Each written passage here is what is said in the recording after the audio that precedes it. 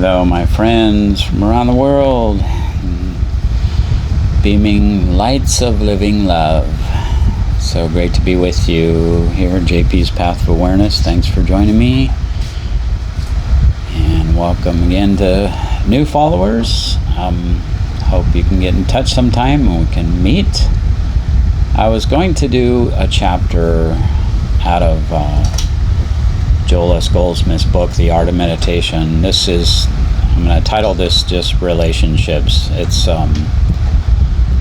called For Love is of God, but it's so beautiful in its application of relationships of every nature. So I'm going to just do this one chapter here on this.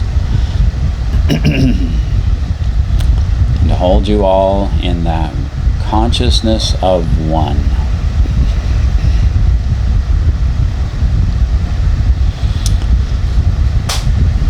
It starts here. Beloved, let us love one another, for love is of God. 1 John 4:7. That they all may be one, as thou, Father, art in me, and I in thee, that they also may be one in us. John 17:21. The first one was 1 John 4:7, I think I stated. Living, moving, and having our being in continuous God consciousness reveals the secret of living with other people. And what is the secret of our relationship to other people? How do we achieve harmony in our interpersonal relationships? From a human standpoint, satisfactory relationships between groups of people and between individuals depend upon the quality of communication.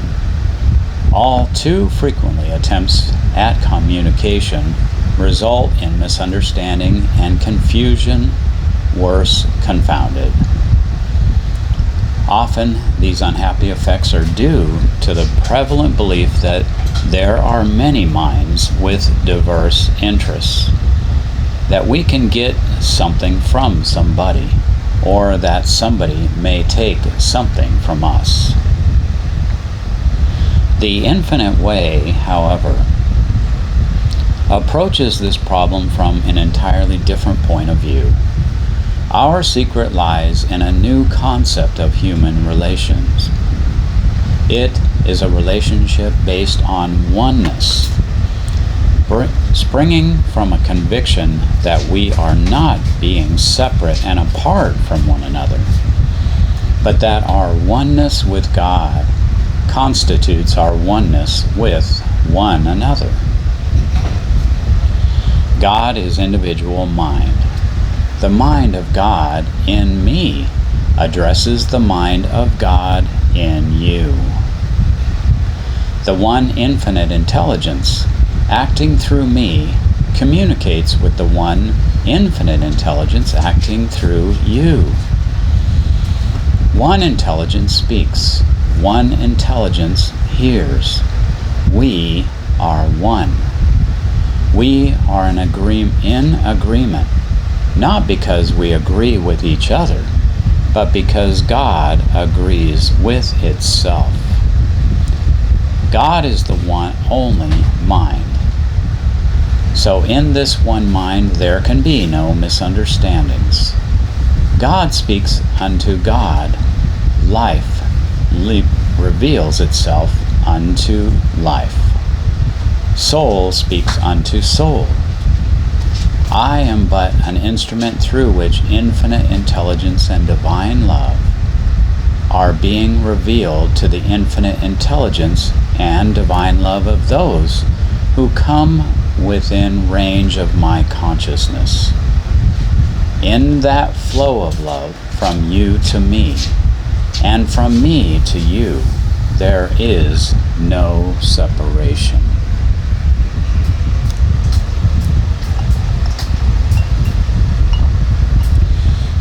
No separation. The pressures of the world not only would separate us from God, but they would separate man from man, man from wife, parent from child, friend from friend, employer from employee. The world has made us natural enemies of one another. One animal preys upon another, and the great animal, man, preys upon all the other animals. The way of the world is separation. The way of the Christ is oneness. Isaiah caught this vision of oneness when he said, "The wolf also shall dwell with the lamb, and the leopard shall lie down with the kid, and the calf and the young lion and the fatling together. They shall not hurt nor destroy in all my holy mountain." The essential ingredient of all satisfactory relationships is love. Our love for God is made manifest in our love for man. We are not only one with God, but we are one with the children of God, with our families and relatives, with our church members, with our business associates, with our friends. When we recognize God as our neighbor, we become members of the household of God, saints in the spiritual kingdom. There is a complete surrender of self into the infinite sea of spirit. The good of God flows to us through all who become a part of our universe, to those who live in communion with God, serving God through their fellow man. The promise is literally kept. All that I have is thine. No longer is there a need or a desire for any person or anything. Everything and every person become part of our being. What we surrender, we have. What we hold in the grasp of possession, we lose. Everything we release, we draw to us. Everything we loose, we have. Everything we set free, we bind to us forever. Loose him and let him go, was the Master's words. Let everyone be loosed in Christ. We trust everyone to the God of his own being. We do not hold anyone in bondage to a debt of love, hate, fear, or doubt. We do not demand even love from anyone. We agree that no man owes us anything. Only when we do not feel a debt of obligation, and only when we hold no one in a debt of obligation to us, are we free. And do we set our world free.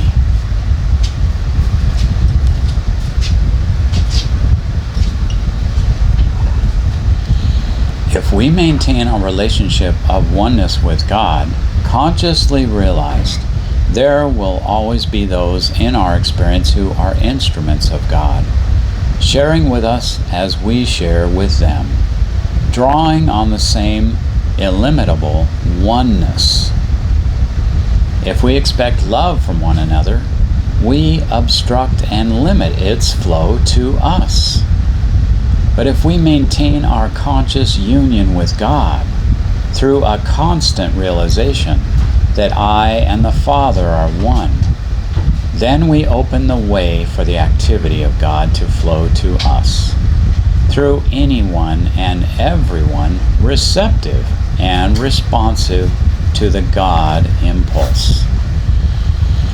Our contact with God is our contact with every person or place that can, in any way, play a part in the unfolding of our daily experience, including not only persons and places within range of our immediate environment, but throughout the universe. Wherever there is good for us in the world, it finds its way to us. Just to comment on that, in again living in this truth. I know I've experienced myself of being able to travel many places and know that that was what the experience was, and knowing that before, my mentors taught me always that other places in the world, don't ever consider them to be far over there on the other side of the world or a distance from you. Know that they're within you. And when you hold that, you actually find yourself in those places at some time. And that's been so true for me throughout the world. And again, it's not about what I can do, it's about surrendering to this true relationship with God, and that it is holy and complete in every way if we allow it to govern. So to continue with Joel, our good comes through grace. This grace will appear as normal everyday avenues or channels. If we do not interfere with its operation by planning how it is to be expressed, understanding God to be the giver of all good, we do not look to one another, even for those things which constitute our human or our legal rights. In circumstances warranting court action, we naturally would take the necessary human steps to obtain competent legal counsel and to present our case in the best way possible. Our faith and trust, however, would not rest in the technicalities of legal procedure, but in God as the fount of all justice. The judge, jury, lawyers, and witnesses would be regarded as instruments expressing the justice of God.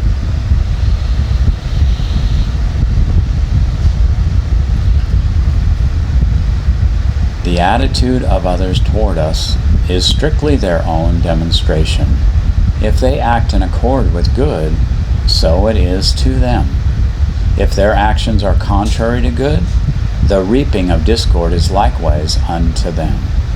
Only in proportion as we are looking to them for good is there the possibility of their doing evil to us. None can do good or evil to us, because we have submitted ourselves to the government and control of God. We look only to the Father within, and therefore the thoughts or deeds of man can never touch us. We are responsible only for our own conduct toward all, and that conduct must be in accord with the great command, love thy neighbor as thyself. Love your enemies. Forgive 70 times 7. Pray for them which despitefully use you. Never fear or hate those who act contrary to the divine law of the one self, but rejoice in those who let God use them as instruments for good. We are faced with humanity at many levels, some good, some bad, and some intolerable. As humanity, mankind is graded, falling into varying states of consciousness, living merely as human beings, with their inner resources untapped, unaware of their true identity.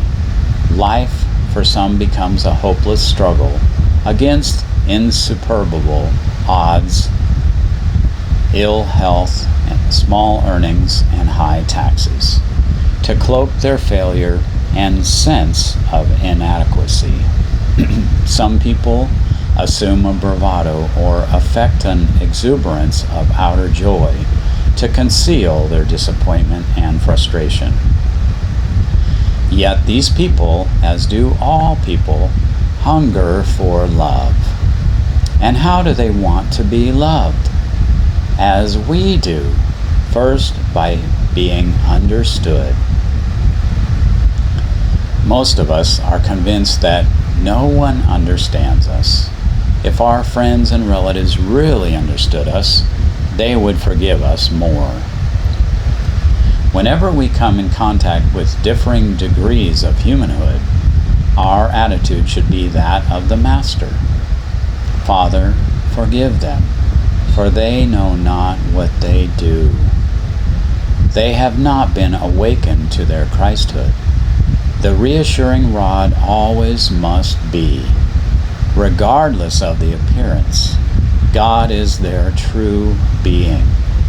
God is the only law governing them, and their only qualities are God bestowed.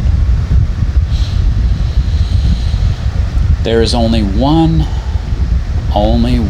infinite being. There is only one person, since God is one and God is infinite, just as there is only one life, the God life, permeating our garden, even though that life may appear as 12 different species. So it is that even though our friends and acquaintances may be numbered by the hundreds, there is only one life manifested in individual expression.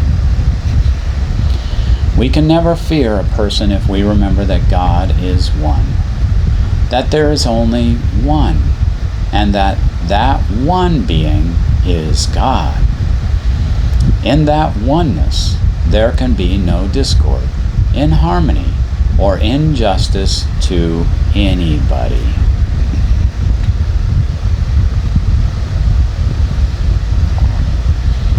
Our sense of forgiveness is a realization that no one can harm us, because the grace of God maintains and sustains our relationship of oneness with the Father under any and all circumstances. There is an invisible thread building us all together, thread binding us all together. That thread is the Christ. If we are bound to one another by material ties of any nature, these ties soon become burdensome. Whether the tie be one of membership in an organization, some form of human obligation, or a tie of blood or marriage, as long as it is of a material nature,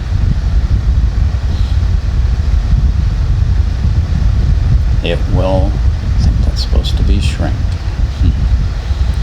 Only when the love behind these material ties is so pure that it is devoid of all selfish consideration will the relationship be satisfying, permanent, and mutually beneficial.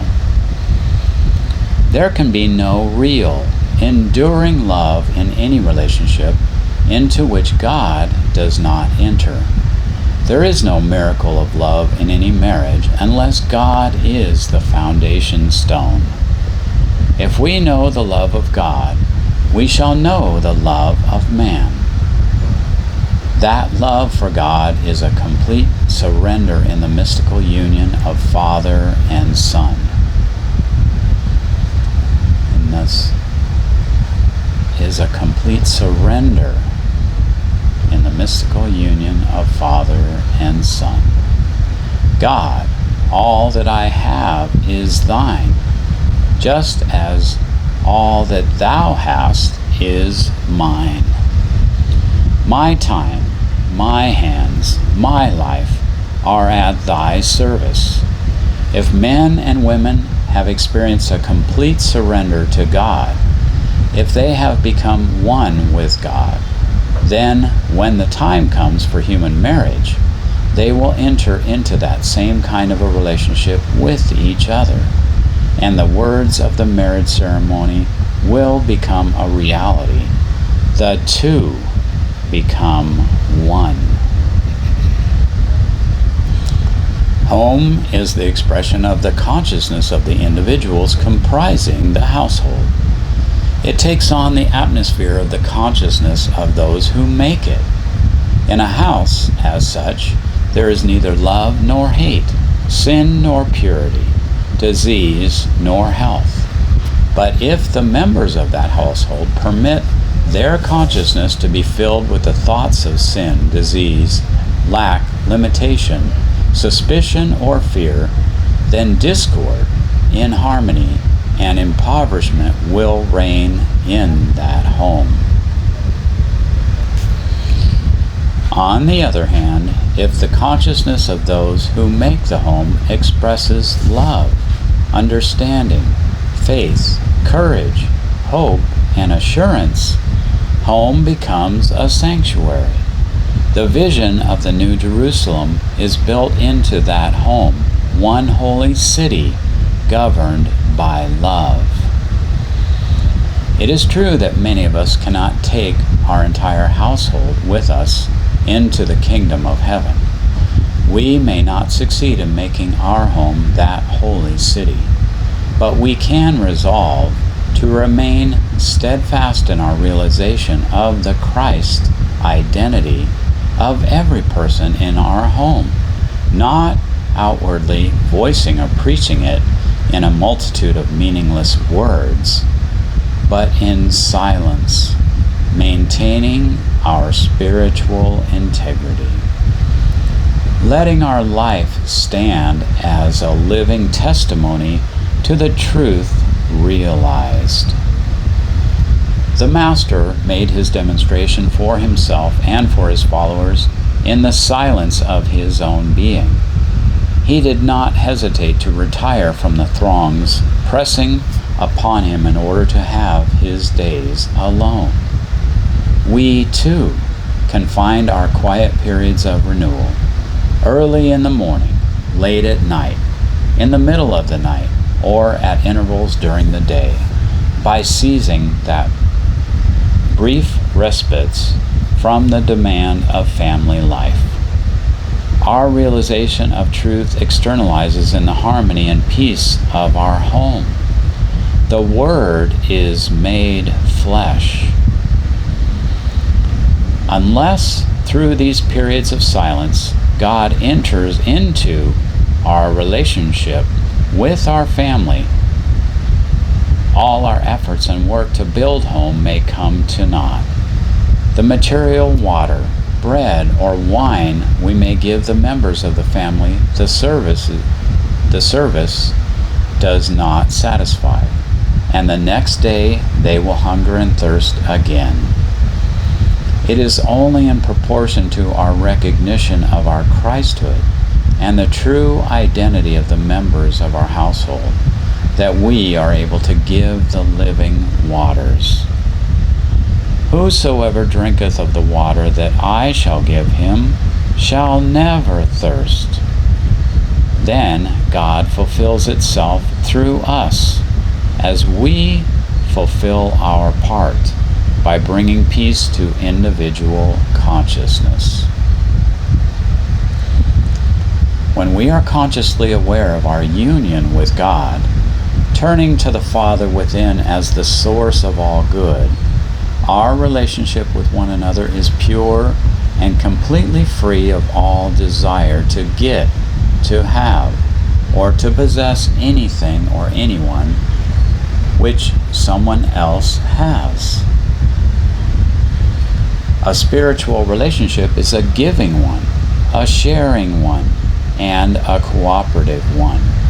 It is like giving gifts to our children, to husbands, wives, brothers, sisters, or friends, not for any return, not for any reason, not because they have earned or deserved them, but just for the joy of expressing love.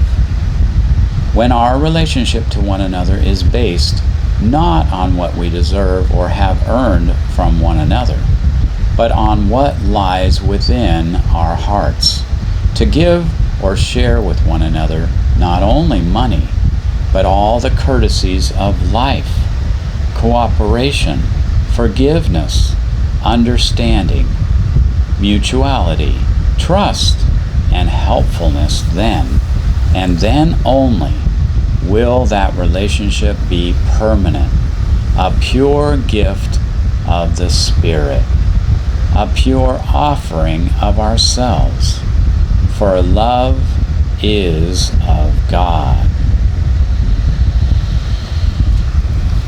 That's the end of that chapter on love and relationships. So important, and I've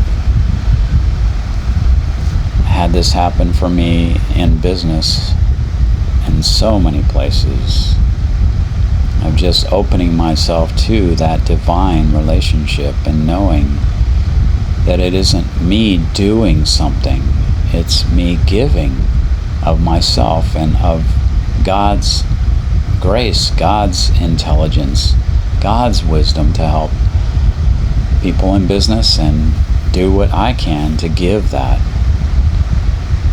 Most of all, letting go of the getting, because that's what gets in our way. The receiving comes naturally, bountifully, as we intend to just share and give. And that's the same in any relationship, but I've experienced it well in business. And that my children also give back of that so graciously. And knowing that, I mean, we spend years apart sometimes, but stay in communication. But when we get back together, it's as if we've never been apart. And the joy there is tremendous, because I know again that they are God's children, that He is meeting their need. That's a beautiful thing. So appreciate them. They're all very loving and giving, and I know in talking with many of you throughout the world, I know you feel the same for yourselves and for your family and loved ones, and that's nothing greater than that. And even total strangers, when we meet them, it's amazing what comes from them when they feel that you're seeing that Christ in them. They don't even know it, and we're not speaking of it. We're not preaching to them or proselyting them. We're allowing them to just be naturally who God made them to be. That's the beauty of every relationship, truly. So, hope you enjoy, and look forward to talking on the next one and connecting with as many of you as I can. Much joy. And again, that's you can connect with me on WhatsApp at JP Path of Awareness, and it's +1 986 860 1023. Many blessings.